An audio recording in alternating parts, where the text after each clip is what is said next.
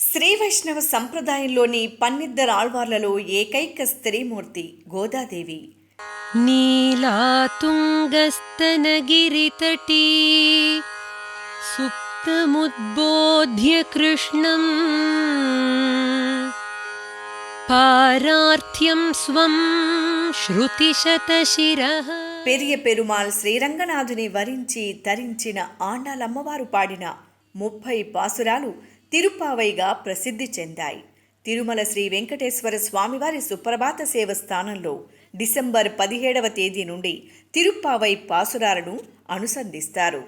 భోగ శ్రీనివాసమూర్తికి బదులుగా శ్రీకృష్ణ స్వామివారికి ధనుర్మాసమంతా ఏకాంత సేవ నిర్వహిస్తారు.